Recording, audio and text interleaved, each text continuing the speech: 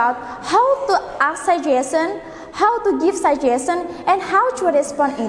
Jadi, hari ini kita akan belajar gimana sih caranya kita meminta saran pada orang lain, caranya kita memberi saran kepada orang lain, dan menanggapi saran yang telah diberikan orang lain kepada kita.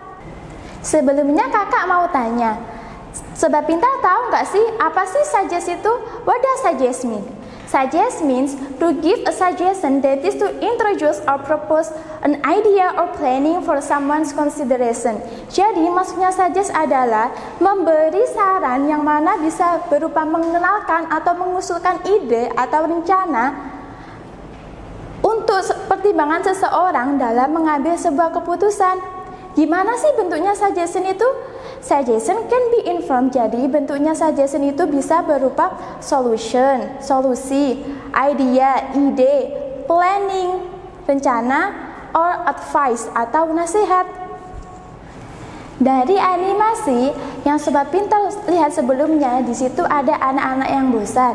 I'm bored, Mom, Dad, let's go camping. Di situ si anak selain mengajak orang tuanya pergi ke camping, si anak juga menyarankan ke orang tuanya agar tidak bosan diajak pergi ke camping. Jadi selain let's, Sobat Pintar juga bisa menggunakan ekspresi-ekspresi yang lain loh. Here I will show you. Yang pertama, let's. Jika Sobat Pintar menjumpai let's, itu harus diikuti oleh verb one. Verb one itu yang gimana sih kak? Seperti study, read, cut, dan lain-lain. Contohnya gimana? Let's study, artinya ayo belajar. Berarti di situ Sobat Pintar memberi saran atau mengajak temannya belajar. Yang kedua, why don't you diikuti oleh verb one. Jadi jika Sobat Pintar menemui why don't you harus diikuti oleh verb one ya Sobat Pintar. Contohnya gimana? Why don't you go to cinema? Kenapa kamu nggak pergi nonton aja? Dan yang ketiga, Sobat Pintar juga bisa menggunakan you could diikuti oleh verb one jika itu kalimatnya aktif.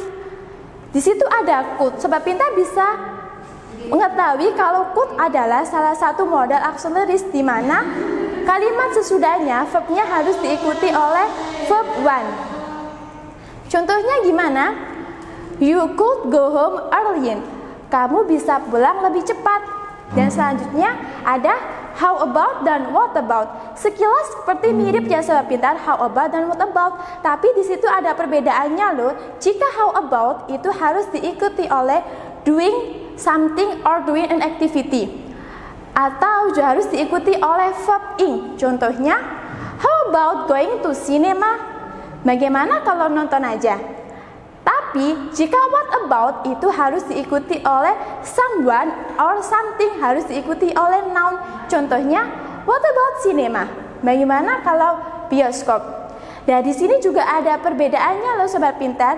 Jika what about artinya Sobat Pintar itu masih kurang yakin terhadap saran yang telah Sobat Pintar berikan kepada orang lain.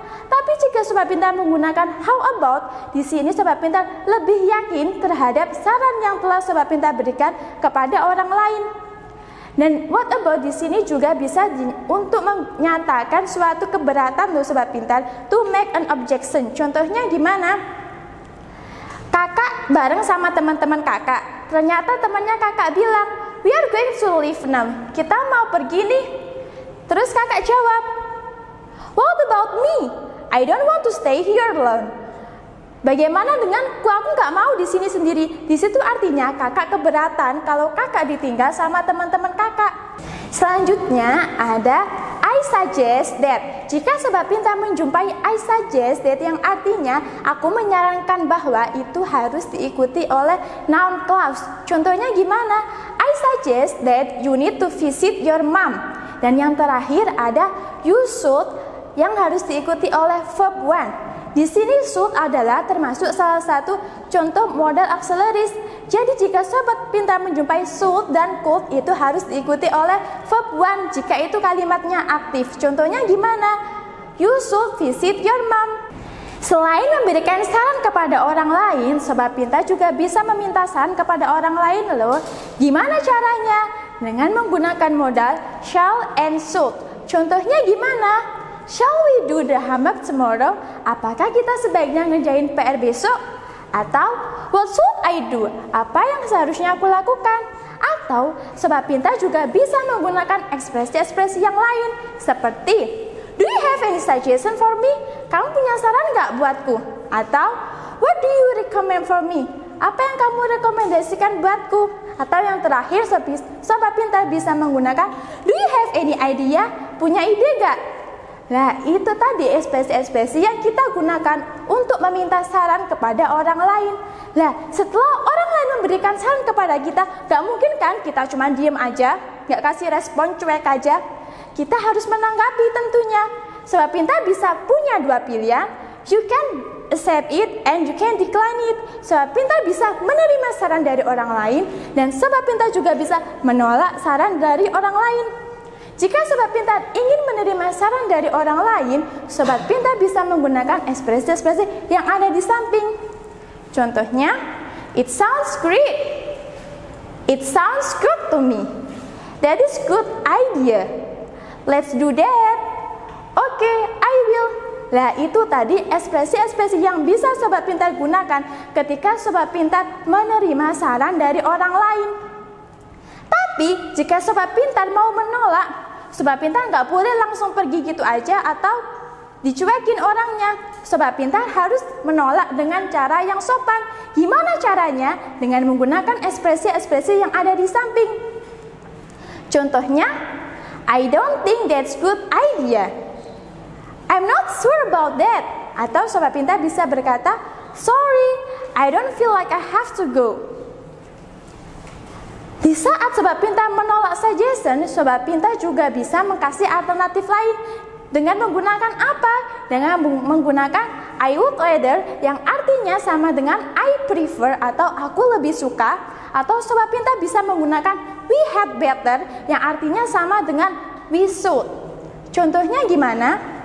Contohnya, kakak sama teman-teman kakak lagi bosen di rumah. Ternyata kakak ingin kasih saran pada teman-teman kakak. Why don't we watch movie in cinema? Jika teman-teman kakak menerima saran yang kakak beri, teman kakak bisa menjawab dengan it sounds good idea. Tapi jika teman-teman kakak menolak saran yang telah kakak berikan, teman-teman kakak bisa menjawab dengan I'm sorry, I don't feel like I have to go. Lah, teman kakak selain menolak juga bisa menambah alternatif lain dengan bilang I would rather stay at home. Aku lebih suka diam di rumah. Atau Sobat Pintar bisa menggunakan contoh lain. We could buy chocolate in traditional market. Kita bisa beli coklat di pasar. Lah, tapi ternyata temannya kakak nggak mau. I don't think that's good idea. Aku rasa itu bukan ide yang bagus. Lah, selain temannya kakak menolak, teman kakak juga memberi alternatif lain. Apa alternatifnya? We have better buy in mall. Kita sebaiknya beli di mall aja. That's enough for our lesson today. Hopefully it can help you in learning English at home. See you on the next video.